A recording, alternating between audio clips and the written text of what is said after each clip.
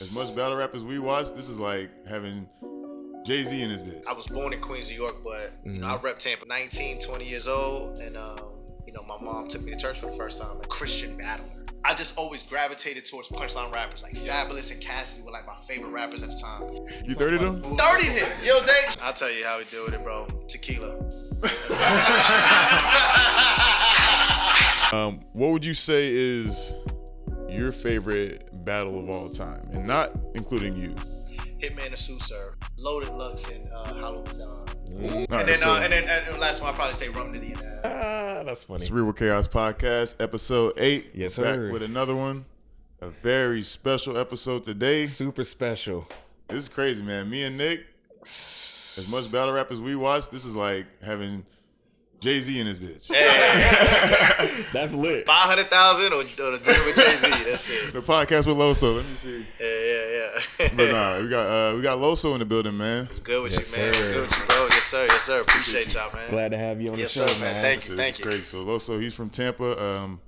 But tell us a little bit more about yourself, because I seen you're from Queens. Yeah. Originally, yeah. So I tell people all the time, like, I was born in Queens, New York, but you know, I rep Tampa just because, like, you know, it's where I went to school at. First kiss, first fight, all that stuff. So, Right. But I moved down here when I was 10. You know, single mom. Came down here with 4 kids, $200 in her pocket. You know, hustled.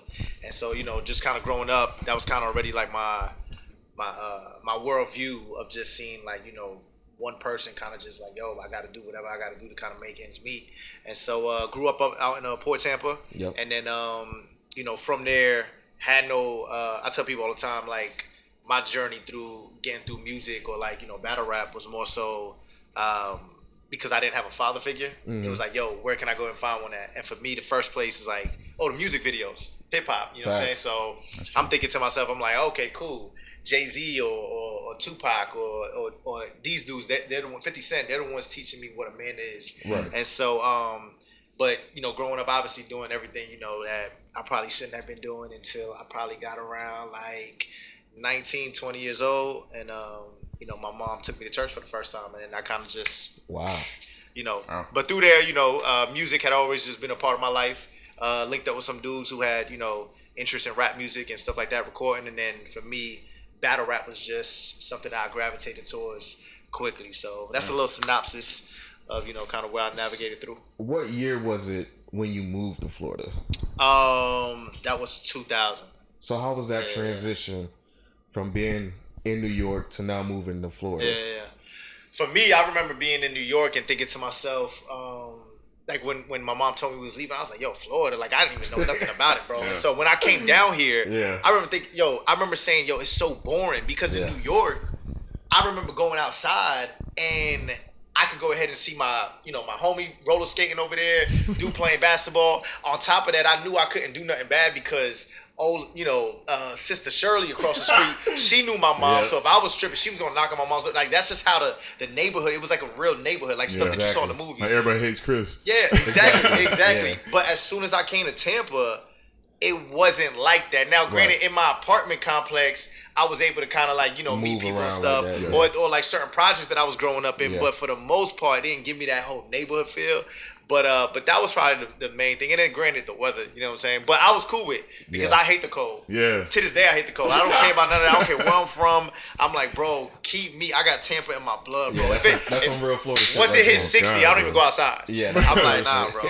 I'll be out here, as soon as Tampa get that little cold breeze, I'll be on Instagram like, we in Antarctica now. Bro, what is it right now? Up here, it's like 70 something. It's 70, and we in what? About to go, and I got crazy. Tim's on. You know what I'm saying? I'm fine. This with the shirt open. Exactly. I don't know, because you don't know what's about to happen in Florida. Right. You just got to be ready for everything. You know what I'm saying? You got the basketball shorts on there. You better play. You never know. Niggas be wearing a full-blown jacket with shorts. Right. Just in You case got to I be ready. take my jacket off. An umbrella in the car, all that stuff, bro. Facts. That's some Florida weather for That's you. awesome. For real. Hey, listen, before we get too far into it, we got to start with a ceremonial shot. Yes, we do. We can't do it without that. Nick, what up? What's good? Grab your shot, man. Grab your shot, brother. Let's do this. We're gonna make a cheers. What are we drinking? What is this? It's Jameson. Jameson, let's go. Yes, sir. Put some hair on your chest. Salute. Yes, sir. Salute. Appreciate y'all, man. Appreciate y'all. I never get used to that. I never get used to that. No chasing, boys. What? Hey, you guys looking crazy. Turn it off? Yeah. At least turn it down. I heard the buzz and I was like, Salute. But yeah, Loso, man. So, you probably talked about this before, but what exactly made you want to like mesh battle rap and Christianity? Because you typically don't see that, man. Nah. Typically see some street hardcore rapping at each other. A lot of disrespect. Killing. Yeah. So one would think like killing. Yeah, sure. One would think like someone like yourself would stay away from that kind of terrain. So what made you get it kind of mixed those? Man, but you know what? So I try to tell people all the time, like, I don't really compartmentalize like my life like that. You know what I'm saying? Like, it's not like I look at it like I'm meshing anything together. Mm-hmm. And that's why I don't even like to market it that way. I don't want to say I hate it, but I don't really like the terminology like Christian battler. You know what I'm saying? Or Christian rap. Because like, I mean, you don't really see it with, a Muslim. You know what I'm saying? A Muslim rapper or anything like that. Or even the street guys. You don't say he's a street battle rapper. Exactly. You know what I'm saying? Yeah. That's true. Now, I understand that, like, it's a marketing tool for, like, certain people who are looking for a type of message in that type of avenue or whatnot. But for me, I didn't really try to mess that. It was just like, like, I fell in love with God. That my mom had kind of brought me to church. I didn't know nothing about him prior to that. So around like 19, 20 years old, that's what it was. But I was still who I was. I was still Loso, right? Exactly. So like, he just, like for me, I just felt like, because I'm already a hip hop fan, I could just utilize something that I love and just, the message or the worldview that I was already living on a day-to-day basis was going to flow through my music, flow through my battle rap, flow through regular conversations. Right. It wasn't something that I just turned on Sunday and then Monday through Saturday I turned on. It wasn't even just something that I turned on when I was on the stage. You know what I'm saying? Like, there's still certain things that I do that are similar to any other battler. Now, there's certain things that I may not talk about, you know what I'm saying, because of just my own personal convictions. But I think that's all of us. Yeah. There's certain things that you probably wouldn't talk about in this podcast just because, like, your own personal convictions and whatnot.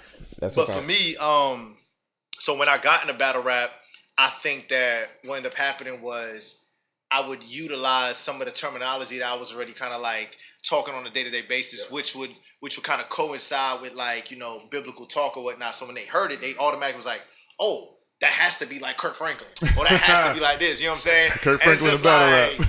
It's like, nah, I'm a battler. You know what I'm saying? But I'm gonna talk about what I'm around or what's kind of on my heart at the time. Right. And so when I got up there, I just wanted to make sure. Like one of the first things they kind of like brought up was like, he's not cursing. Like he just won this whole battle. I noticed that. That was one of the things that they came out. It's like it's not like I came out and was like, I like Will Smith. Like I don't curse. You know what I'm saying? But it was more so like I wasn't really using that language on a day-to-day basis. So when I was rapping, I didn't have to. Like I didn't nor did I want to. There wasn't like a desire to do it.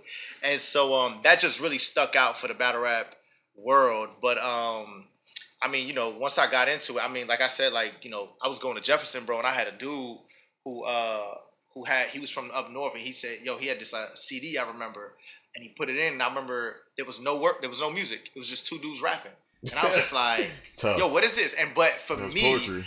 Just who I was kind of growing up, though, I just always gravitated towards punchline rappers. Like Fabulous and Cassidy were like my favorite rappers at the time. Yeah. And so I remember whenever I would write with kind of like a punchline, primary like type. Like, that was my first thing, right? Yeah. Like, so when I heard these dudes, and the first battle that I ever heard was Murder Mook versus Jay Mills, and he had the CD, he put it in the CD, and I was just like, what is this? But for me personally, it was so clear. I was able to hear the words. Like there was no music. I was like, and then the metaphors they were using and the way they were delivering it. And I was like, this is almost hip hop at its core. Now, granted, I just thought, like what I knew from hip hop was what I knew, right? I knew Nas, I knew DMX, I knew all the stuff like that. But, Lil Wayne, stuff like that, those are my favorite rappers. But now when I'm listening to these dudes, I'm like, what is this and why have I never heard of it? I remember going home, bro. I was like 14 years old, going home on YouTube, and I started looking it up. I started watching. I was watching $3 for like hours, bro. I was talking about him. I was watching Murder Mook for hours, bro. Like I would watch, bro. I used to know Murder Mook's lyrics as if it was a song. Right. Like that's how crazy it was. That's why I told my brother we watched Murder Mook versus Serious Jones. We knew every lyric to that whole battle. And I just battled Serious Jones, bro. Yeah, I was 14 watching Serious Jones, and I just beat him 3 weeks ago. You 30'd him? 30'd him. You know what I'm saying? Shout out to shit. That's my guy. But like look at a full circle moment. You know what I'm saying? Like, I'm 14, like in my mom's kitchen watching this man, and I'm like, I'm reciting lyrics, and then years later, I'm in front of 500 people in Atlanta bodying the same dude who I kind of grew up on. And so for me, it was always kind of like at first I didn't really like want to do it. I was just a fan. Yeah. But when I started just like rapping or doing like open mic stuff or spoken word, people will always pull me aside and be like, yo, like your mannerisms, the way you kind of like talk, the way you kind of like deliver, it reminds me of a battle rapper. Yeah. And I was like, oh man, that's crazy. I was like, that's crazy. Until there was a 16 bar competition out in Chicago. And wait, how'd you hear about this? So it was on the internet. Like I had seen it or whatnot, but it was like hundreds of people had already put their submissions in. I put my submission. A video submission. Yup, video submission. And what it wasn't like a battle, but it was like a 16 bar challenge where you just had like your 16 and me and you both rap our 16 and the crowd would just be like whoever had the better one. But so you put your submission in and they were only gonna choose the top 10. I never did nothing like this in my life. So I was just like, all right, boom. I did mine's, and it kind of had like that battle rap feel. Yep. Boom, I was one of the 10 people chosen, and so I got flown out to Chicago, and so I'm there, and I'm just like, oh wow, I can't believe I'm really. Every time I did a battle in the beginning, I remember always regretting it. I was like, why didn't I just go ahead and just try to be a plumber or something like that? I was like, why have I do? Because bro, the nerves were just crazy, bro. Yeah. And I was so I'm at Serious Jones. That had to be super nervous. Man, come on, bro. I'm in Chicago. My first time ever, bro. This is 2014. It's 2014. Yeah. And it's like, they make the bracket and all this stuff, and they telling me, yo, you about to go, go up against this dude. And I go to the bathroom, I'm throwing up. I'm throwing up, bro. And I'm like, oh, this is crazy. But I remember I had wrote, so you had to come at least with like 3 16s because in case you went to the championship. Yeah. And so I remember one of my 16s, I was like, oh, this is like unbeatable. Can we hear it? The other ones, it's on. I don't even remember. There's so many of them. But it's on YouTube though. It's on YouTube though. Say less. But I ended up going up there and so I was gonna save that one for the championship. Right? If I made it to the championship, that's the one I was gonna use. Yeah. But then I thought to myself, I heard the dude who I was about to go up against. He was next to his friends. He was just like, yo, I'm about to set the tone for the night. So I got so nervous that I was like, I can't lose first round. No, you can't, bro. So I gotta go ahead and I gotta use the big joker. You know what I'm saying? My bad. I know we're not even supposed to use our spades this early, but so I go up there and bro, when I rap this verse, the whole room was erupting. And you gotta think about it. I watched it on YouTube, right? You watch it on YouTube, you watching these dudes shake the room, but you don't know what it's like until you do it. And so when I'm doing it, I'm like, yo, what is going on? I remember when I shook the room so bad that I had forgot the rest of my lines, but I just pretended like that was the end of my verse. And so I ended up winning. So long story short, I won the whole tournament, bro, my first time. That's and fire. Jen, I don't know if you remember Jen. Yeah. Jen, I grew up watching him on 106 and Park. He was one of the judges that day. And he pulls me aside. He goes, yo, have you ever thought about battle rapping? And I was like, man, I can't do that. That's crazy. Like memorizing that much material, doing it like that. He was like, nah, bro, like I think you should. Like if anybody can do it, I think you can do it. A year later, I went on, I was just on Facebook and I was like, man, you know what? Let me just do it as a bucket list. I don't want to take it serious and nothing like that. I don't want to do nothing. But I said, I just want to try it. And so I put up a post and I said, yo, is there any like small leagues out in like, Tampa? Boom, made the post and somebody had tagged a league owner. His name is Annex out in Tampa. He had a league called Enter the Dungeon at the time. And he writes me, he goes, yo, I know you don't have no footage, but is it okay if you just like show me at least, because I got a trial coming on, but do you have like some footage of you like rapping? And I was like, yeah. So I sent them a 10-minute freestyle. I think it was like 10 minutes or whatnot, but and I did it over like a bunch of like beats or whatnot, like Cassidy's hotel beat and stuff. It was like random stuff. And that's on YouTube as well. And so I ended up sending it to him, and probably about like 20 minutes later, he writes me, "Where the hell have you been?" Damn. And he puts me in the tryout, and long story short, I win the whole tryout. And then right after that, I hear about a tryout in Atlanta by John the Don, And he was doing like it was like a 28-man tryout, bro. Jeez. And at this point, I just wanted to go ahead and just introduce myself to John and everybody else who was there. I remember Jagged Edge was one of the judges, like all this stuff. And so I go out there and same concept, bro. I was just like, man, let me just go ahead and just put something together. But long story short, bro, I win that whole tournament. And then we got to a point where I was like, all right, God, now you kind of showing off. Yeah. You know what I'm saying? Because you're getting this dude that nobody don't know, and that's who they was looking for. And so that was kind of the start of my journey. And then right after that, I remember in 2016, URL Smack had hit me up. But and I could have went straight there. I could have went straight to Smack. But John had told me, he said, Loso, give me a year. Just give me a year. Stay with me for a year. And I promise I'll make you a household name. And that's what happened, bro. You know what I'm saying? And so from there, granted, I eventually went to URL and stuff and did my own thing. But that was kind of like the start of my journey with that. Shout out to John. That's real shit right there, bro. I like John a lot too. So that's fine. What he's saying is kind of remind me of your theory that you were saying, like the difference between like an MMA fighter and a boxer. Like, yeah, because it almost felt like he was a promoter. You was like a prize fighter, and he was like, nah, I gotta put you in a right position.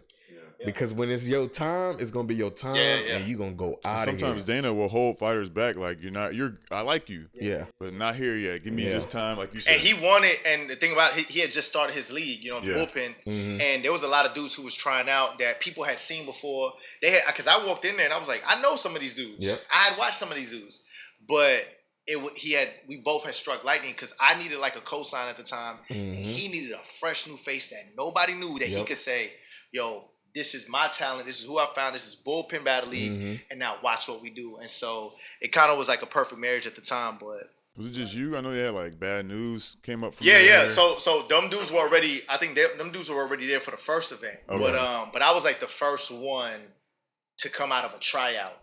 Tryout, no one knew, boom. And for Bad News and all of them had already been battling as well. So for me, like it was like, oh, this is our artist type of thing. This is our first one. You know what I'm saying? So that's a great feeling, man. Yeah. So let me ask you a question then. Speaking of platforms, or actually, go into the part where you started with URL too. Like, how did that all?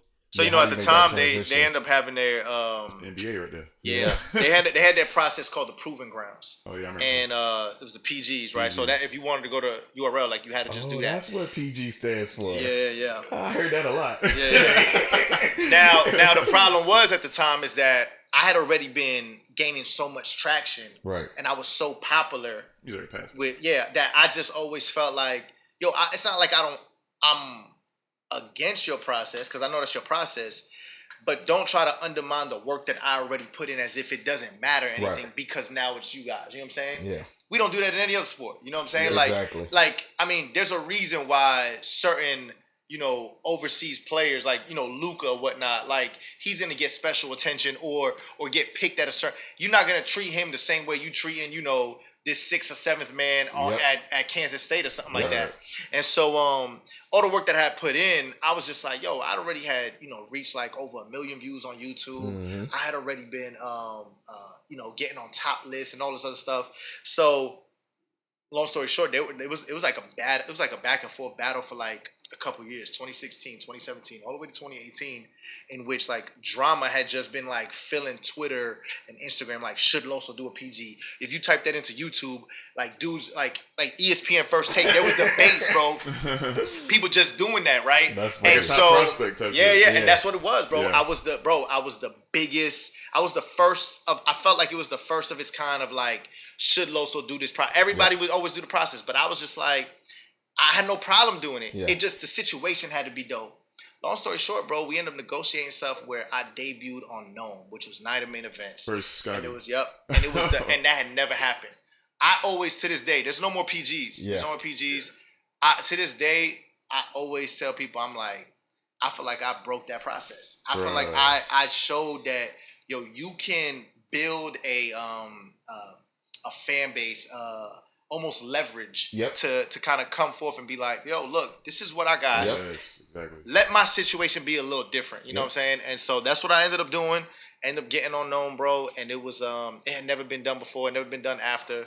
And so, but since then though, I've been working with them since, and so, been able to kind of navigate through a bunch of other stuff. And I had already been touching other main stages prior to that. And so that's just what it is, bro. If you stay consistent, if you're able to go ahead and not really oversaturate yourself at the time, but kind of make sure that you're kind of building a portfolio that when you do, if this is your goal, you kind of show them like, hey, look, this is why I should kind of get a different treatment rather than, creatine Carlos from Colorado. Right. You know what I'm saying? Like, we're not on the same level type of thing. Your experience is kind of remind me of like the players who coming out of college that first year and then they go back. And it's like, bro, if you would have left that first year, you would have had the best career you could have had. But since you jumped out and was like, I'm going to go back. Come on. Yeah. Now you missing out on an opportunity. They looking at you as like a second rounder instead of that first rounder. So when you saying your leverage, that makes sense. Because it's like, you put me in proving grounds and it's like, bro, I already showed you what I'm capable of. Yeah. If you put me in proving grounds, you might actually bump me down instead of keeping my trajectory going forward. So I definitely understand what you're saying with that leverage. It was a bigger risk to even do that too. Exactly. Because think about it, I wasn't saying that those guys were trash. Exactly. I'm saying the situation, I could have went in there and lost. Yep.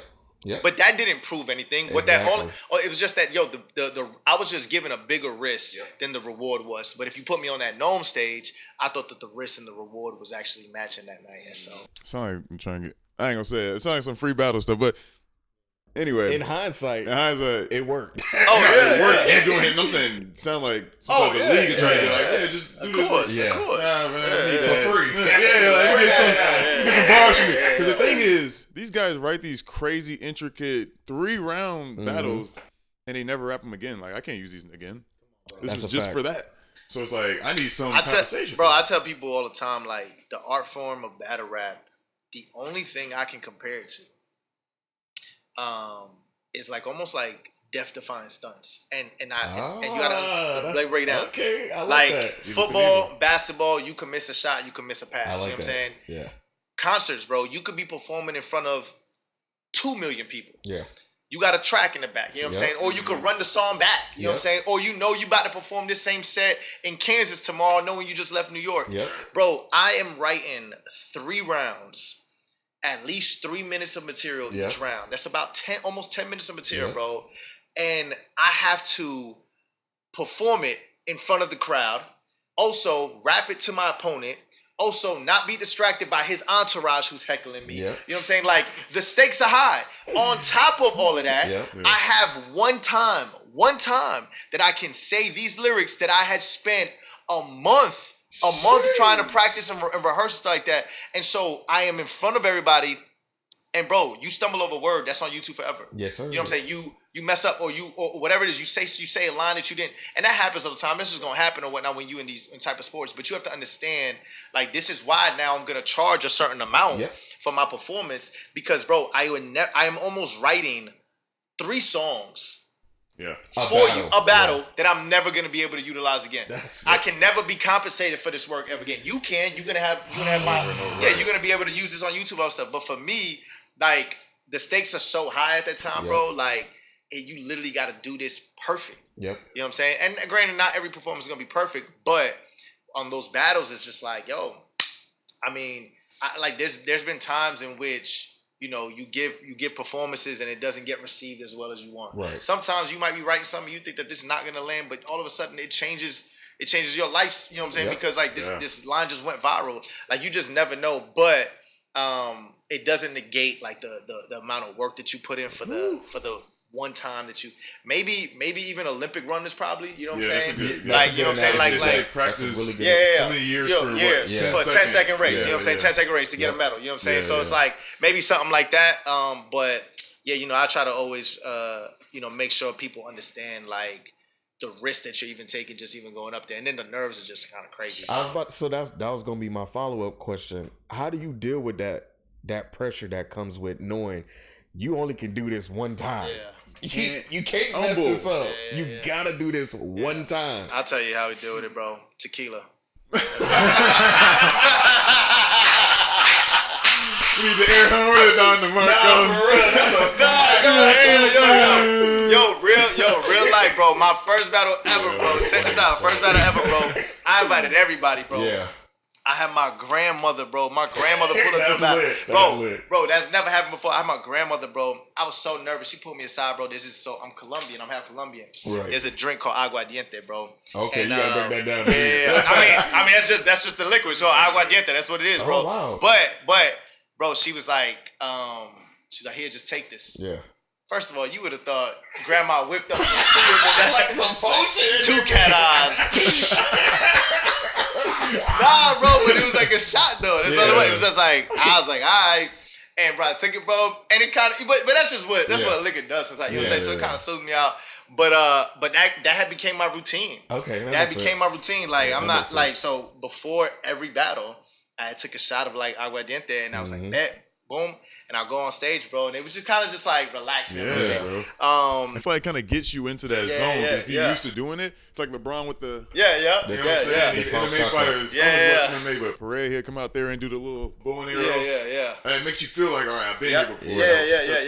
Yep. It's routines or patterns like that. Yeah. But not the main thing that really helps you out though, like even with that though, is it's just gonna be practice, bro. Yep. I mean that's what it is. Like I tell people there's certain battles in which I get on stage and I'm not really nervous at all. Yeah. Because I don't already battle this dude 30 times in my head. You know what I'm saying? I already played this out several times. And so the nerves really come from your preparation. Like if I haven't been asked, there's certain battle. Now I got into a point early on, I needed to go ahead and prepare 3 months in advance. Yeah.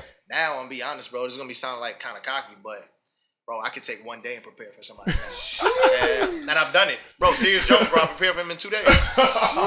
He a legend, bro. Boom. Got him out of there. You know what I'm saying? Like, my thing is like it's like that. Crazy. But it's got to. Now, granted, I don't like doing it, though, because at the same time, I can still go up there and I still forget that has happened. But for me, though, like, it's gotten to a point where, like, there's an event out in Jacksonville. Somebody had just hit me up. And actually, no. So let me tell you about it. Last week, somebody had backed out of a battle out in Milwaukee, and some dude called me. He was like, "Yo, I got X amount of dollars for you or whatnot. Yo, can you prepare in like 5 days?" And I was like, "Yeah." Like I told him that. But then he never called me back. So I was just like, "All right, bet." He calls. So the battle's on the Sunday, I think. Battle's on a Sunday, and he calls me on Friday. "Yo, can you still do the battle?" I was like, "Yeah." Boom. I said, "Send the cash out right now." Boom. He sent it. Boom. I started writing. I really didn't even start writing for probably till the next day on Saturday. Got out there on Sunday. Went up there. Body bag. Easy. And, but it's gotten to a point because I've done it so much that I'm able to kind of like now memorization is getting a little easier. Even though, but I am stressing myself out that whole day though. I'm stressing myself out. Like I'm locked into my room and I'm just going over this stuff. Boom. But before where it would take me 2 months. Yeah. Now, like even right now, there's something in Jacksonville that somebody had called me for, but he couldn't find an opponent. But I told him like today's what, Monday? I was like, bro, if you let me know about Thursday, you know what I'm saying? If you found somebody who was willing to do it, I said I could do it. But I'm pretty sure he's not gonna call me. But like you said, that's how you know you put in a lot of hours. I was gonna say that's a professional. I've been doing this since 2015 now. You know what I'm saying? That's a lot of hours. Yeah. What they say? 100,000 hours? 10,000. 10,000 hours. Yeah, it turns you to a master of some shit. Yeah, that's real, bro. So let me ask you this: have you mastered the art of keeping a straight face when somebody just bombs on you and it makes a room shaker? Yeah. Nah, that's gotta be crazy. Videos where you kind of chuckle like, yeah. Sometimes I try to show them love, but a lot of times I'm really not even like listening. Like I try not to even like listen to what they say. Shout out to Goods. Yeah. There's certain people who really got like a poker face up there. You know what I'm saying? There's certain people, bro. You could say the most of them. Jesus could have said it, and they still gonna be like, "That's cool." Tea time. He's like, he don't. Bro, he's always walking. He's like, man, I'm just like, bro, you know this is fire, but you don't have to do all that, you know what I'm saying? But for the most, but that's what it is, yeah. So T-Top just shake his head to left and right. Like, that's hilarious. Nah, listen, defense in battle rap is just as important as offense, bro. They like a lot of people don't get that. I couldn't be able to do it. Yeah. What you said about my bubble, man? I tell you know what? That's probably the most common question I always get. It's just like, bro, like, yo, these dudes don't try to fight you when you barking on them. It's like that. And I was like, bro, it's not, you can't think of it like random. This isn't 8 Mile, bro. Yeah. Like, you're not random dudes that are just meeting at a warehouse and my crew hates your crew, and we just gonna wrap it out. That's not what it is, bro. Yeah. It's contracts involved. Yeah. It's money involved. You don't. If there's a fight that breaks out, you don't get your second half. Right. Like there's certain things that are put in place. You know what I'm saying? And on top of that, I almost try to let them know too, like it isn't staged or nothing like that. But for the most part, at my level, this is not small, but on my level, these are my coworkers. You know what I'm saying? Yeah. Shotgun Suge, if me and him get booked, we're making money together. Right. It's not like, yo, only one of us are gonna get paid, whoever wins, because there's no judges. So that's my coworker for the night. Right. Now, granted, that doesn't mean that I'm not gonna attack him, Exactly. you know, to try to win, and that doesn't mean that he's not gonna try to attack me. But what it is that, yo, he's already negotiated his price. I already negotiated my price. Yep. We are coming up here to do a job, and we're trying to put on a show, Right. and you know, entertainment. Now, granted, he's gonna try to put the best show he could possibly put, and I'm gonna do the same thing. Now, Right. granted, in the best case scenario, it's a classic battle that everybody wants to watch for years on. Right. But you know, at the end of the day, he wants to go ahead and do his job. I'm gonna do my job. But it's not this whole, yo, I hate you. Granted, there's small cases in which there's like real grudge matches, storylines or whatnot. But for the most part, it is like a WWE type of mentality. Exactly. You know what I'm saying? Like The Rock and Hogan are in the ring right now because they got to put together this show. But they already got their contracts. They already got paid and stuff. Now, granted, that's predetermined. Ours isn't necessarily predetermined. But when we are on stage, I'm not trying to necessarily, get into no situation where we have to go ahead and deal with something out. There's certain times where that is the case, bro, and you've seen that. You know what I'm saying? But for the most part, 90% of the situations, bro, we're co-workers and we've already been cool. I've been trying. You got to think about. I've been doing this since 2015. These dudes have probably been doing it longer than me. So we don't travel around the world together. Yeah. You know, there's certain times before we even battle each other. Like for instance, if they book me and Suge tomorrow, bro, Suge's my guy, bro. Like I done been on several cards in which me and Suge have supported each other because we battling out of towners and stuff. Yeah. But we know when we stand across from each other, cool, this is what it is right now. Yeah. And so, you know, that's the type of mentality I try to like make sure that I communicate to my fans and stuff. Like, I understand why you may think that, but it's not as bad or as dangerous as it may seem. So which battle? Oh, go ahead. Bro. I just wanted to ask because he was saying like they like his coworkers. Is there any battles you looking forward to that's coming up? Yeah, that for me. Not for you, just for people to watch. Oh, battlers or battles that are gonna happen. Battles, like big battles coming up? All of that, because I mean, heard, like, isn't Arsenal about to yeah. So you know, Arsenal's out in Orlando. He's actually for real. Yeah, he lives out in Orlando now. He's That's actually he about to actually come over tomorrow. Okay. Or Wednesday. He's doing like he does this films. He has this new show for battlers, like How I Live, and so you know. Not like MTV Cribs because we don't have mansions. Like I don't live in no mansion, but I got a nice little spot. But you know, he's gonna come through. Challenge this show, and then also but then also show like what we do during the day, like just you know, life and battle. But he's doing that. But him and Murder Mook are battling, but like they don't like each other. This is real smoke. But see, they don't like each other. Yeah. Now it's not on some like they about to go ahead and fight after, but they really legit do not like each other. You know what I'm saying? And so whatever you hear. Like, for instance, I'm not going to lie. Even though I'm battling, I want to go ahead and defeat this individual across from me. There are certain things that I may know about a certain individual that I probably wouldn't that you don't put on the table. Yeah. Like T-Top. Like, that's my guy. Man. There's certain things I probably could have said that I didn't. Or somebody else. Like, and vice versa. You know what I'm saying? But Mook and Arsenal, I mean, best believe they're gonna say the most disrespectful things. Listen, I'm not a big battle guy, but I watch the Joe Budden podcast. Yeah. You know, he got his brother on there, and he always talks about the stuff that Arsenal do and how he can get very disrespectful. So I'm like, I'm not a big battler, but I'm starting to get into it and being like, I gotta start watching this more. Yeah, because even watching your stuff, I'm like, oh wait, hold on, I've been missing out low key. Like, they both, bro. Yeah, they both. I mean, you gotta think about it, they both. I mean, Mook is probably the Jordan of battle rap. Okay, and then Arsenal, you know, he's arguably one of the most popular. Like, he's the most viewed. Yep. He's the most viewed battle rapper of all time. Mm-hmm. I mean, for me, he's one of the first battlers I ever seen. You know what I'm saying? I remember, but he was also a guy that, because he's so disrespectful, he epitomized that for a lot of like casual fans. Yeah. When they turn on YouTube, Yep. they got like, oh yeah, you just got to be disrespectful. And he may not necessarily be the craziest writer, but because he's very direct and disrespectful, they're just like, oh yeah, I want to watch this guy again and again. Super direct. So yeah, but like that one is going to be something where it's like, you know, they obviously don't like each other. Yeah. So. We need that Geechee arsenal. Yeah, how he came versus Geechee. That's the greatest Arsenal performance I ever seen. There's sometimes where ours is. I tell people, bro, like ours can be as great as anybody, and then on nights you be like, "What was that?" Ours, you say? So you know. Yeah, man. He be, you know, but he's a classic dude, bro. Like it's like characters in Mortal Kombat. That's how I look at battle rap and stuff like that.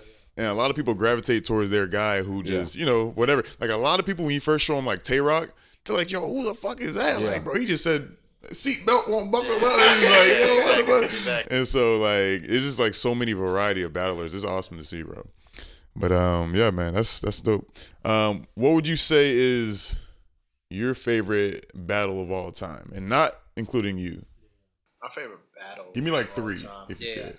Hitman and Sue Surf. That's definitely up there. Classic. You haven't seen that, right? No, you're gonna have to put me on. Put you on. I know who Surf is. Like I know these names, but I haven't seen them actually. To me, Surf and Hitman are Stone Cold and The Rock.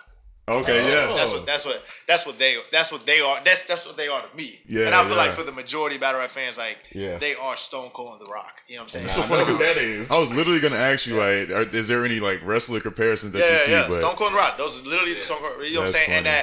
And I mean, if you watch wrestling, you knew that didn't necessarily that rivalry mean is crazy. Yeah, and that also didn't mean that they were the best wrestlers, right? Right. Granted, neither one of those dudes were probably better wrestlers than Bret Hart. Yeah. Neither one of them are probably even better entertainers than or than Shawn Michaels, something like that. But Stone Cold Stone Cold and The Rock, they put wrestling on their shoulders and carried it and saved it at that time. You know what I'm saying? Mm-hmm. So that's what they are. So I would say Surf and Hitman.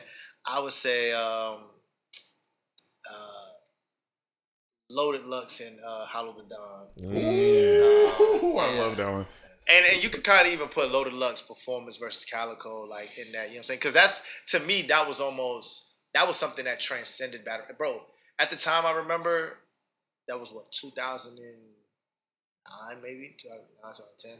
Bro, Jay-Z had 40 tweets. He had only tweeted 40 times in his life. He probably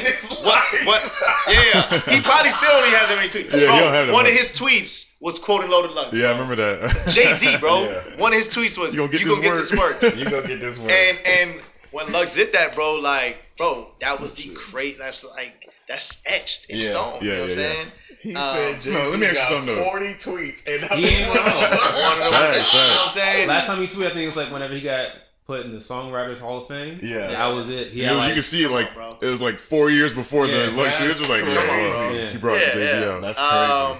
So I would say those. Hold on, so I ain't gonna let y'all do that. What about Joe Budden battle? Wait, what? Anyway, nah. That was one of the greatest. And Joe Budden is my guy. Joe Budden's my guy, but yeah, bro. He know. Even Joe Budden knows, man. That was hilarious, man. Yeah, that man said, hold on. Y'all ain't gonna... I'm gonna leave then. Like, no, there's certain guys who are like, you respect them. Like, even Cassidy, like, some people say he invented this shit, or not literally, but he's very early pioneer, but there's a lot of dudes you put him against now, you're gonna get smoked. It's different now. It's different, bro. Yeah. These guys evolved. And then last one, I'll probably say Rum Nitty and Av. Ooh, I haven't seen that in a minute. That's what's up, bro. That's what's up. How about your favorite performance personally from you? My favorite performance, man, I probably so transition. So last couple of years, they URL kind of transitioned from YouTube, and they're on. They got their own app. Yes. So you pay $7.99, boom. And so a lot of my performances there, but I would probably say JC, and I would say my performance was JC because JC on the app, he had only lost maybe like one time. I think it was like, and I think like the popular vote went to Clips, but he doesn't lose like that. JC doesn't lose, and for me, if you guys go on the app and you watch it, I was the first person to kind of like clearly like beat him, and the storyline that and I'll go for those who didn't watch. In 2014, 2013, you know, I was just a regular fan, and this is before, bro. I wasn't even Loso. I was just Los. I was just rapping. I just made music, and JC had put up one time, "Yo, I'm doing features. Anybody who wants to do a feature, let me know." You know what I'm saying? And so I go, and it's just me. I'm a regular fan, bro. So I'm a big fan of JC. So I said, bet. So I sent him an email. I was like, yo, trying to do a feature. Yeah. He goes, all right, cool, $150. You know, just send. I said, bet. Send it to him. And so, you know, I'm excited. You know, week passed by. Hit him up. Oh, yeah, man, you know, I'm bro, it's already done. We'll go to the studio. Boom. A little long. And then every day was like an excuse. Yeah. Every day was an excuse. And he was just piling up these excuses in my email. And I was just like, dog, like, and to the point where I wrote him, I said, yo, what's up, bro? Like, you really just gonna run out of money? Never heard back from him. Years later, like, right? I start, but I didn't even think about it when I became a battle rapper. But when I became a battle rapper, I never thought about it, nothing like that until, you know, and I would see JC and stuff, and I never ever thought about it until 2020.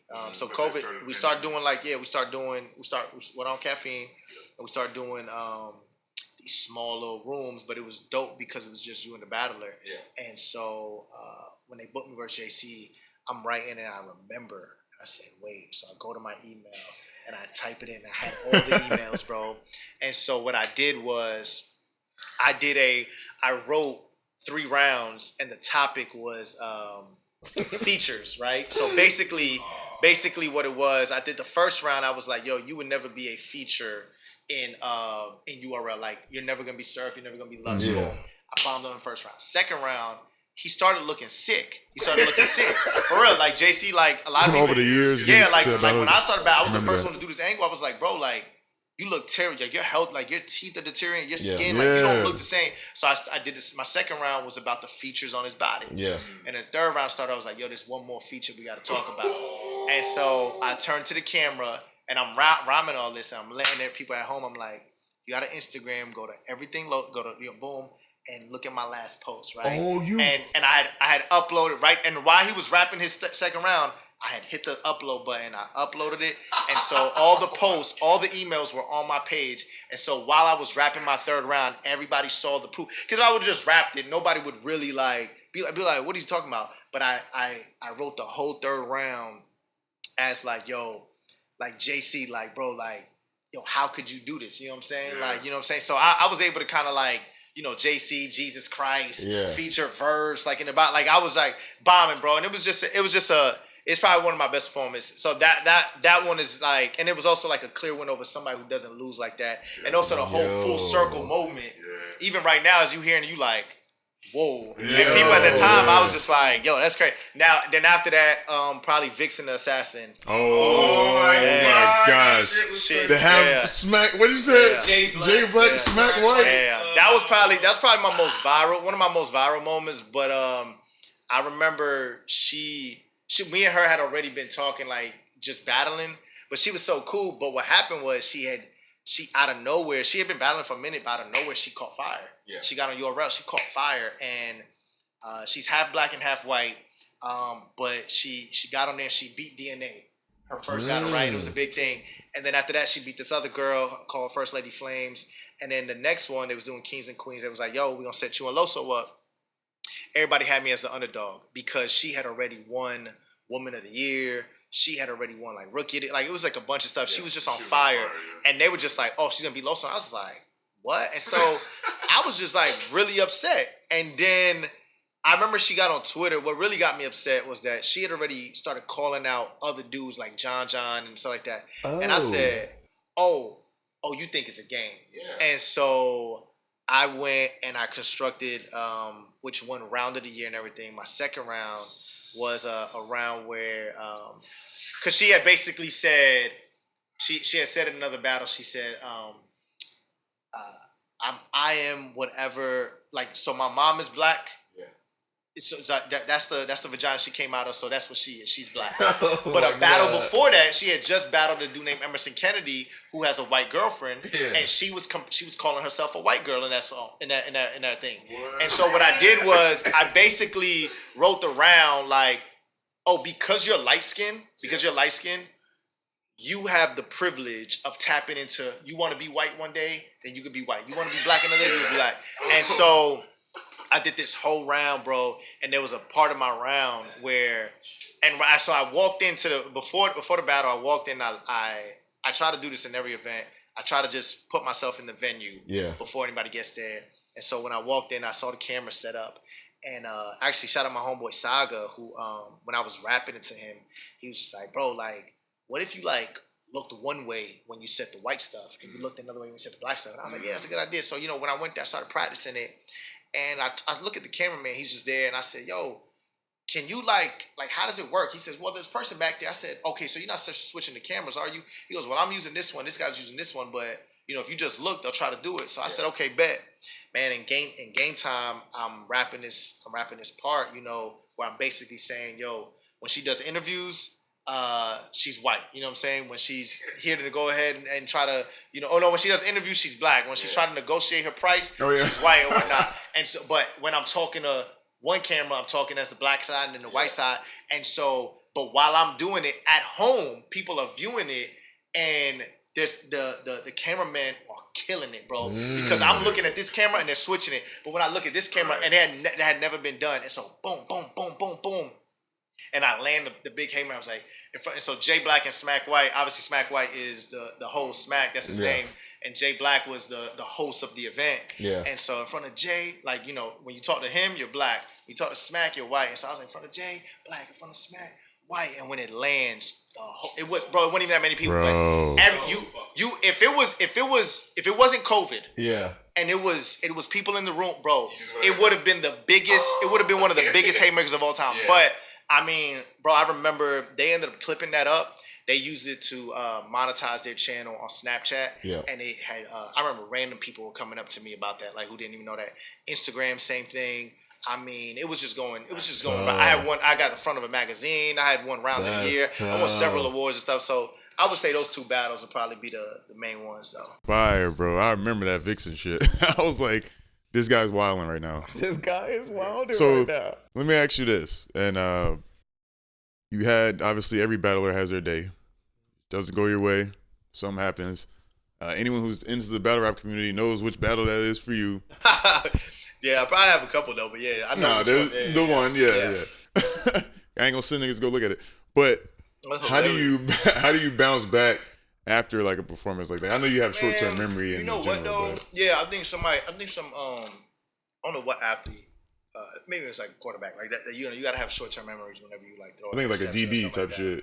Yeah. So I would say this though. For me, I think it was. So how I kind of look at it, bro, my greatest failure is also my greatest asset to my skill set. And I mean this, like, just even right now, like Mahomes, right? They end up losing. But before they end up losing to the Bills, they had the narrative was like, yo, could they possibly go undefeated? Yeah. And he was like, but the problem was before that, though, there were several games where everybody was like, yo, these Chiefs, they're the luckiest team, bro. Yeah. They should have lost to the Bengals. They should have lost to the Ravens. They should have lost, boom, you know what I'm saying? And so when you're winning, it covers up the flaws that you don't even see. You don't have to go ahead and fix anything because you're winning. And so winning is covering all the things that are really like, yo, there are issues here, but because we're winning, we don't have to go ahead and face them.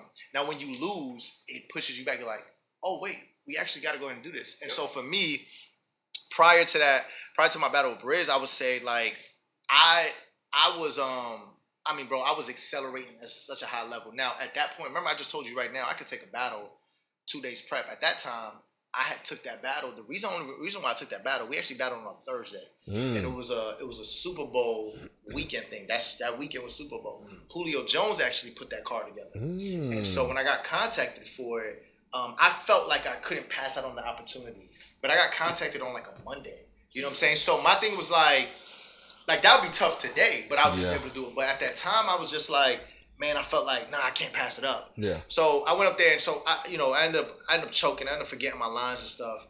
But before that though, bro, I was one of the biggest names. I had like, bro, it was all like, yo, is he undefeated? All this, like that was the narrative and stuff. And but I remember there were always times where certain battlers or certain fans will kind of critique like my setups or hey, you need to work on this or work on that. But when you're winning, you don't care about none of that. You are blind to your own ego and your own pride. And it's similar to like McDonald's, bro. Like, I mean, you could walk into McDonald's tomorrow and be like, look, McDonald's, I don't think y'all should be selling this anymore. This is what y'all should sell.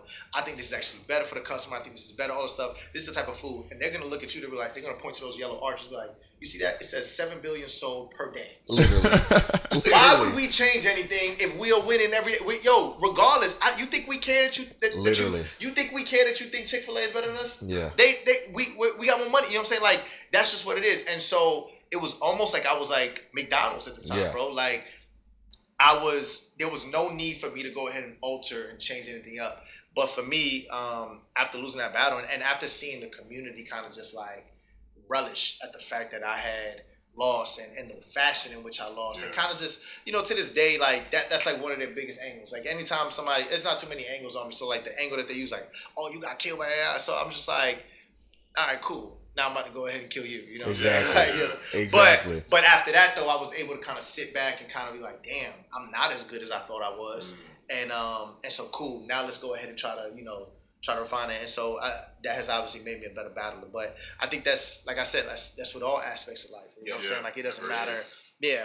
You are only going to grow from, like a true competitor is going to grow from. You know what I'm saying? There's a lot of battlers who have had bad days and never show back up. Or who have never like, you know, somebody, I don't know if you remember his name, Rich Dollars, you know what I'm saying? Like, he had lost really, really bad. But then after that, he just kept losing. And then he got to a point where he couldn't even get on stage anymore. He had made a quote. He was like, yo, I don't know what it is, but like, I can't perform. I can't, like, it just, something had just happened because he was at a certain level, and then boom, that kind of got taken away. And so for me, I just made sure that even after that, you know, there was some battles that I had lost. There were battles that I had lost that I felt like I didn't lose. Yeah. You know, judges said, but I kind of just take it as like, bro, you know what?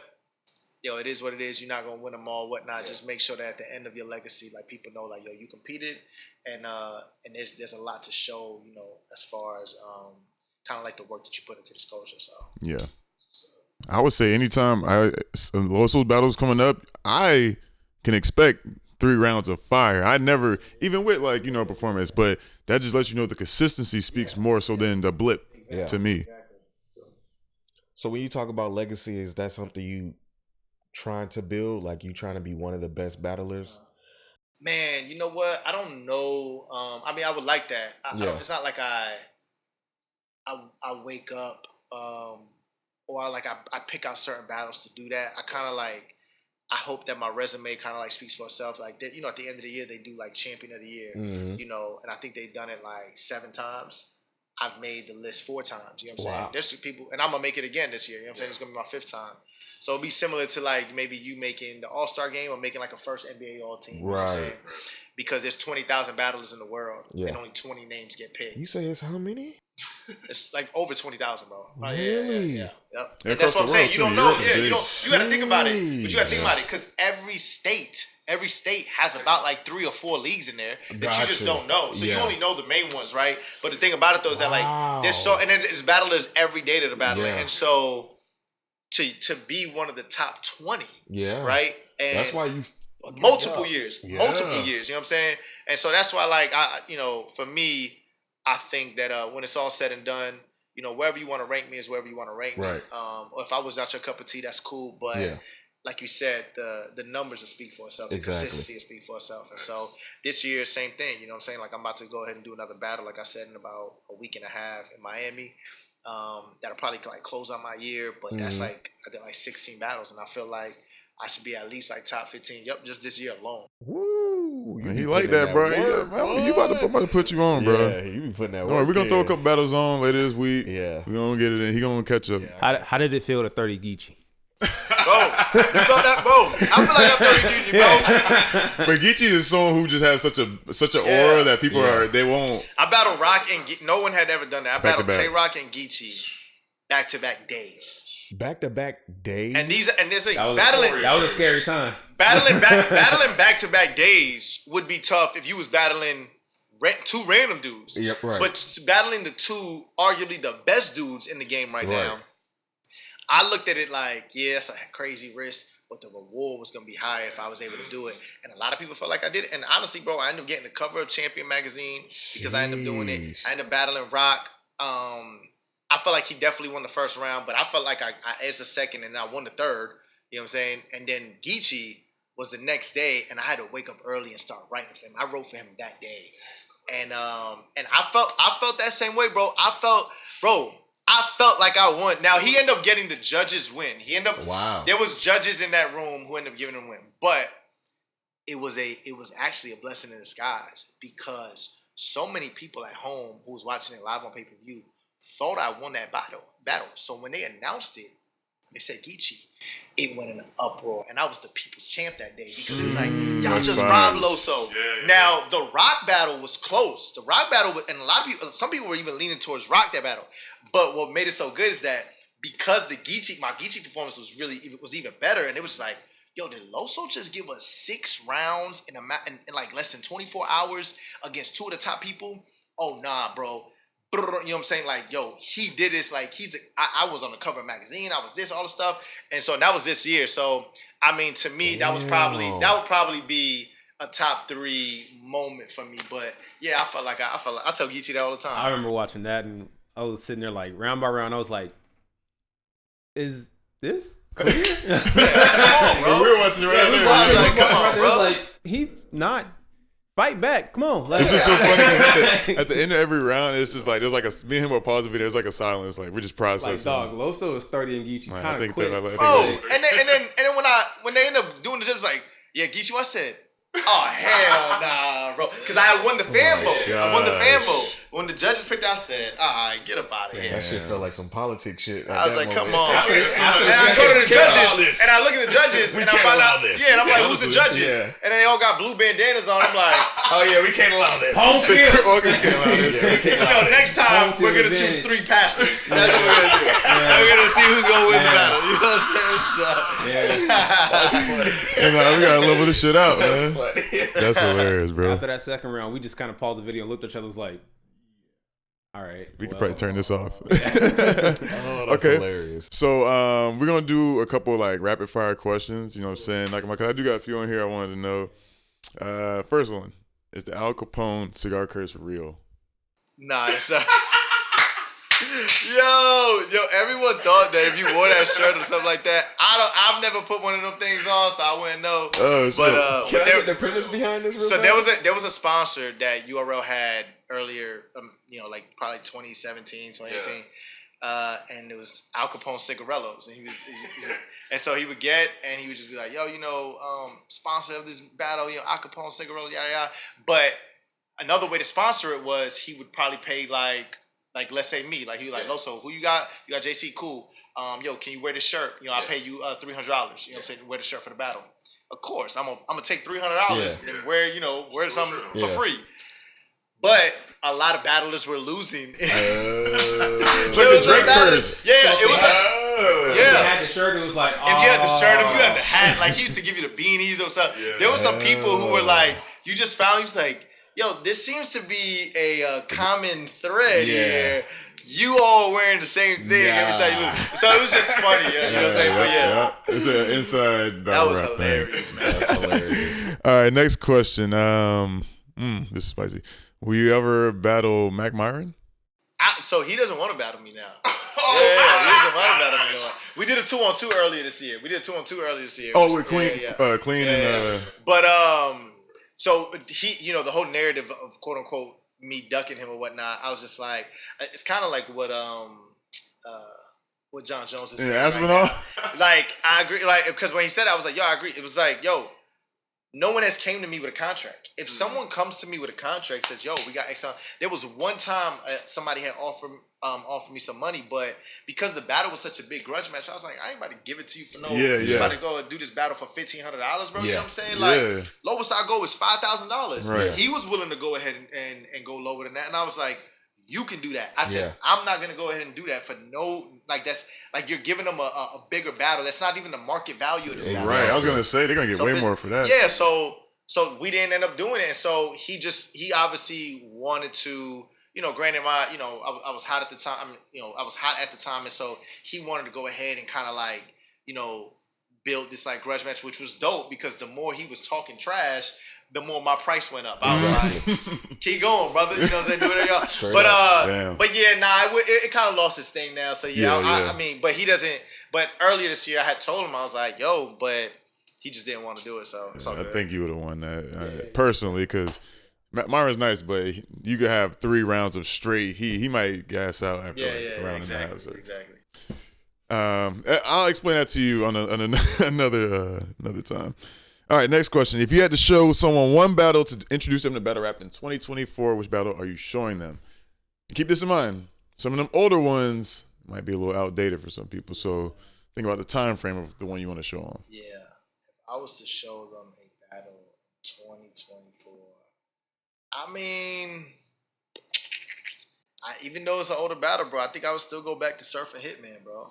I think I would still go back to Surf and Hitman. I think that's not too old. Yeah. That's not Smack DVD old. Yeah, it's not Smack DVD, but you got the 2 biggest stars still, and then two of the biggest stars, and then also on top of that, there's a little bit of everything in there, bro. You know what I'm saying? You got the entertainment, you got the performance. That's from Hitman's doing the remix stuff. Surf with the big 3rd round angle. You know what I'm saying? Press 9. The greatest bars, like 2 or 3 of the greatest bars ever. You know what I'm saying? Like it was just, and then like even the optics of it, like you had this blood, you had this crib. One was wearing blue, one was wearing red. Like like there was just a bunch of stuff that was going on that day that I just thought like it was a really, really good battle. Yeah. And so I think I was still, if I wanted to, I think I would do that. Were you there at the battle? No, I wasn't there. No, I think that was before I started battling. I think that was the year before I started battling. But but I mean, all in all, if somebody want to know about battle rap, definitely turn on a Loso battle first. And then I'll go somewhere else. I heard one today, so I agree. Now you know what you're getting into. Yeah, I agree. That's funny. All right, and these last 5 are going to be just not battle rap related, just rapid fire. Who won, Kendrick or Drake? Wait, what? Kendrick or Drake? Who won? This is coming from a certified lover boy, bro. All right, y'all boys. Thank you. Yo, I'm a Drake. Look, bro, I'm a Drake. I'm a Kendrick fan too. I'm really a Cole fan. Okay. I'm really a Cole fan, but that's I'm a Drake. I'm a Drake. Yeah, I'm a Drake fan, but yeah, man, Kendrick. He took that one. Okay, that's fair. He won the battle, but y'all, this is unpopular. This is a hot take. I'm ready to hear this. Kendrick won the battle, but bro, Family Matters was the best diss track, bro. Out of all the tracks? It was the best. It was the best rapping, bro, and it was the best rapping that was being done too. It was the best rapping Drake did. You don't think that it was the best? I wouldn't say that was the best rapping Drake did. I think in the context, no, he spread himself way too thin with that track. You talked about too many people, bro. Now, the video was crazy. But he was also getting attacked from like. I get you, but in this context, like only one person was really worth why he shouldn't haven't done that. I do think that he should have focused on the one in front of him. Straight to Kendrick. I mean.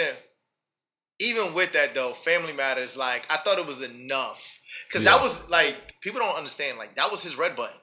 That was the button he was talking about, and anybody else would have lost. I agree. Anyone else except for Kendrick. Kendrick was not. Kendrick was not the one that was gonna lose that way. Yeah. And you're right.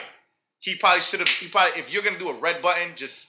Don't focus on nobody else. Exactly. Even though everything else that he said about everybody else was fine. He clipped everybody else. That middle part with that beat was like, come on, bro. That's what I wanted to Bro, he was, that to me, but, so you're saying that wasn't the best rapping Drake did in that battle? No.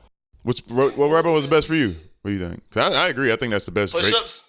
I like the push-ups a lot more because of like a casual listening to something. Casual, that's why. That's my point. Yeah. But Family Matters was really good, but it's coming off of he did Meet the Grams and Euphoria, and when I heard that, I was like, man, I like that. I go back to Family Matters. Now, granted, bro, like.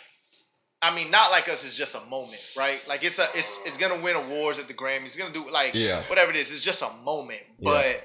For me, Family Matters is like, at least like when I listen to it, I'm just like, like writing wise, and then the rebuttaling. Like I thought he responded perfect to a lot of things that Kendrick was saying to him. Where Kendrick never really took a track to respond. He never responded to the wife beating allegations. He never responded to Did he? I don't think he might have in a music video like visually, but he never responded like.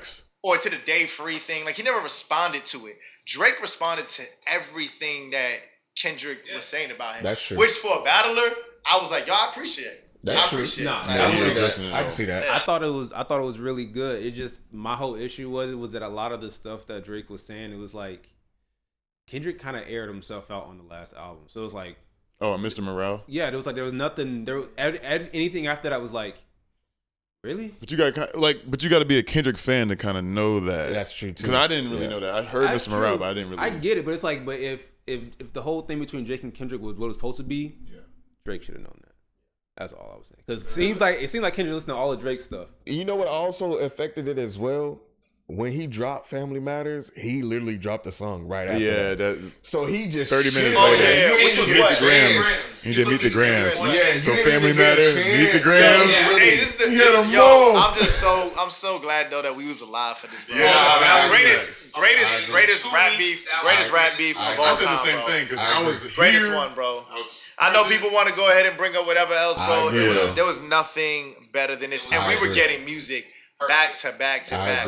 I looked up and I was like, yo, let me look at, because obviously I was super young, but let me look at the timeline between Jay-Z and Nas. And there were months in between. Yeah, you know right. And granted, the internet wasn't out, or the internet wasn't as prevalent as what it is today. So, but their method was, hey, you go to Hot 97. You know what I'm saying? And there was 2 New York rappers. You know what I'm saying? This one, you had Coast. You had West Coast. 2 countries. 2 countries. And so it was, crazy. and then you had and it was like, yo, these are the 2 biggest rappers, right? Literally. You know what I'm saying? The 2 biggest rappers, bro. And I just thought that how everything unfolded, bro. Like, Drake was literally on top of the world. Yeah. Him and Cole, big as the Super Bowl. Yes. And then Kendrick just comes and and I remember being at home, I was like, oh, it's finally gonna happen. But how did your experience go when you heard it? Like, when I heard like that, I literally was just at home, going to work. The next thing somebody was like, here go a Future song. I was like, oh, okay, I like Future. And then you hear the first verse. You're like, oh, this shit hard. And then you hear Kendrick voice. And I was just like, what is going on? Yeah. He's on a Future song? You're right. He does everything. And then when you started hearing what he was rapping about, I was like, oh, we finally getting it. Yeah, we finally get, because before it was always subliminals. It was just like, yo, I didn't even know they had beef, bro. I was so terrible. You always heard. But when Kendrick did that one, it was like, oh, now you can't go nowhere. Yeah, you gotta start. Cannot go nowhere. Yeah. This is what we're finally gonna get. Now, the problem is that at that time, right before Kendrick does that, the consensus was J. Cole's the best rapper in the world. Agreed. So we all. That's how I felt. Yeah, I mean, and I still feel that way just on the technicality. Yeah. But I feel like you have to almost relinquish that title. You have to. When it was time to back up everything you have been saying in all these features. Right. I got a small hot take. I just simply consider him one of the smartest people because I think he got out at the right time. I can see that. Yeah, but what do you mean by that though? He's saying he avoided Kendrick's wrath. Is what he's trying to say. I think he would have put up a way better fight than Drake. Because that's the thing. Whenever I was telling him about the beef, I was like, Kendrick called Drake out 10 years ago. Literally. So Kendrick's been waiting for Drake specifically. So this time it was like whenever he could have mentioned Cole, he didn't. It was like, get out the way. Like, I want him. So it's like I think Cole went. Mm-hmm. I think so. I do think that it's that it was always going to be. It was always about Kendrick and Drake. Yeah. I do think that honestly, I'm gonna be honest, that was the better. Even though I think Cole is the better rapper, I think the better battle is This was the battle that we needed. It was always about those two, and it wouldn't have been as good, even though Cole's a better rapper. Yeah, if it was just Cole and Kendrick. Yeah. However, though, my only problem is that Cole, you have been on this crazy run, and you have almost. You epitomize this braggadocious, I wish a rapper would mentality. And you finally got to that point. Now, granted, here's the thing. Yo, we not saying that you got bro. This isn't Diggy Simmons dissing you. This isn't Lil Pump dissing you. You know what I'm saying? When we understand why you didn't respond to them, right? Top 3. And we understand that while you was killing all these, you were going to bro. You made Benny the Butcher look bad. Benny the Butcher, right? Yeah, you know what I'm saying? You was making Drake look bad. You was making all these dudes look crazy on their records when they put you on them, and that's what you kept saying. Yeah. Then the Boogeyman comes out and says, "Yo, ain't no big 3. No. It's just me." You know what I'm saying? Me. You was bigging me up. So that's why, even though he was only going at Drake, Cole, that was your line. Yeah. He attacked your line. Yeah. Drake didn't say the big three line. Drake, I'm almost positive Drake did not want to acknowledge Kendrick. No. That was your line, Cole. Yeah. And when Kendrick goes and says, yo, F the big three, Cole, that is on you. Yeah. And when you come out, and now granted, the problem is that you did something that your heart was not into, and we noticed it. 7-minute drills just wasn't like that, right? Even though I didn't think it was as terrible as people made it seem. But my only problem, this is how I felt. I felt like he shouldn't have even done the 7-minute drill. Yeah. He shouldn't have even, because if you listen to Might Delete Later, that project it's an amazing project. It's so good. So one of his better albums, bro. Facts. Here's the thing, bro. If he would have just dropped that album, we all would have picked apart certain lines and be like, oh, he's talking about Kendrick here. And because, bro, if you listen to the songs, he's saying little things here and there. But because he puts a 7-minute drill there, and then, like, I mean, I don't know. It almost felt like scripted, right? You drop an album called Might Delete Later, and then you delete a track later on. You know what I'm saying? Off of it. And so, but when you did the apology, it just seemed... That's what threw me off. The apology to me was just... I'm cool with you deleting the song and all of that, but when you got on stage and you started talking, and you was just like, yo, Kendrick, like, if you want to go ahead and shoot, I won't even say nothing. Like, to me, I was just like... Just imagine you get on stage as a battler and being like, bro, I got love for you. You know, and I granted, really don't want to battle you. And then recently, right, he drops what's the song called? Teleport or something like that. Oh, yeah. And he says, yo, like, yeah, if I would have won the battle, but I would have lost my brother. Don't do that. You can't say that. That's an aggressive, dog. You can't say that. That's an aggressive. Because we don't know now. Man, that's like somebody at the end of the bench seeing somebody go ahead and Mr. Shai's like, man, if that was me, I would have dunked that. You know what I'm saying? Nah, you ain't in the game.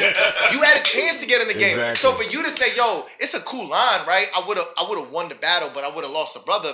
My thing is like, bro, we don't know if you would have won the battle now. Exactly. Now I gotta go ahead and question a lot because Kendrick was war ready. Drake, here's the thing, you can say whatever you want about Drake. Bro, I gained so much more respect. Bro, think about it.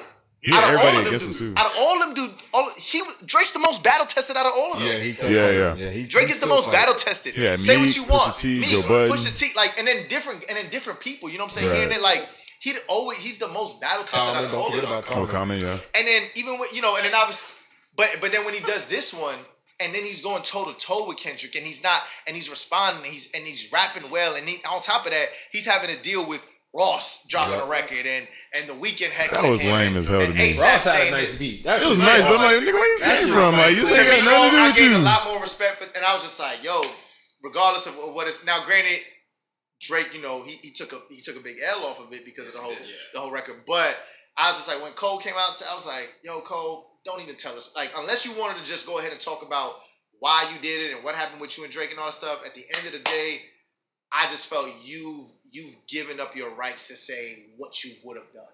Yeah. Just tell me why you didn't do it, and that's it. Let's go ahead. Yeah.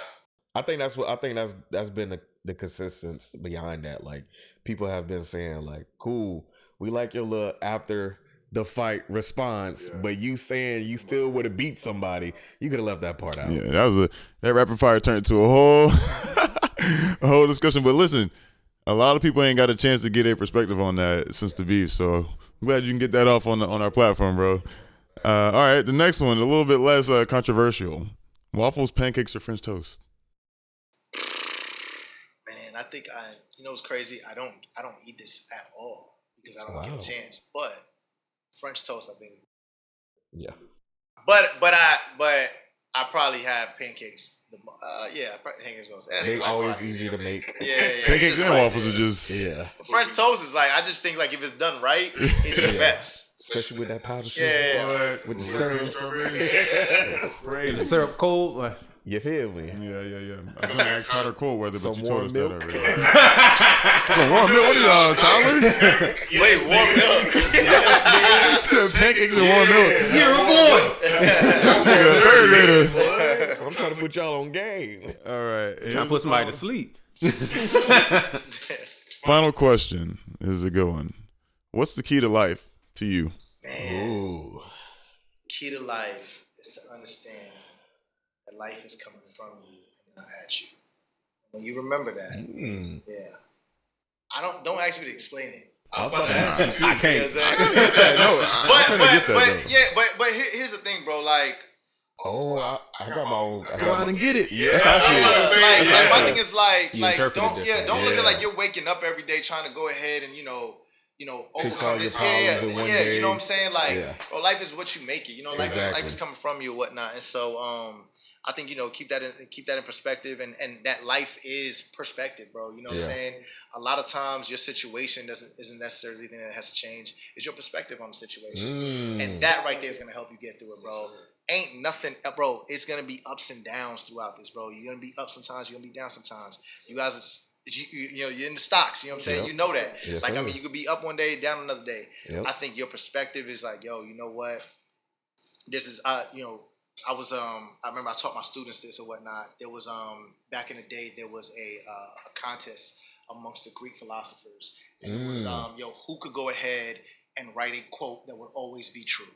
And at the end of all the Greek philosophers, they all said a quote. They all agreed on one quote, and the quote was this: "This too shall pass." That was the only quote that will always remain true, and it's true, bro. Because nothing, no trouble, no trial, no tribulation is ever going to be constant in your life, bro. Understand that, like, yo, it sucks, but I'm going to get through this. And that's if you're going through a heartbreak. That's if you're going through some financial stuff. That's if you're going through some, like mental issue, mental illness or whatnot. Like, bro, this too shall pass, bro. It's not going to stay on you. Just make sure that, whenever it's your time to, when you are on top, like, you keep the same perspective, like I said, right? Never let the light that is on you shine brighter than the light that's in you. Keep that perspective, bro. Like, be true to yourself, be real, be authentic, bro. And no matter what platform you're on, bro, you want your character to always be at the same level as your talent. It can't be, you know what I'm saying? So I think keep that in mind, bro, and then everything else will kind of fall into place. Yeah, man, that was beautiful, brother. Hey, listen, man, you could have been anywhere in the world, and you decided to be here with us. So for that, we thank you. Hey, man, thank y'all so much, bro. Appreciate you, bro. Yes, sir. Cerebral Chaos Podcast, episode 8. We out.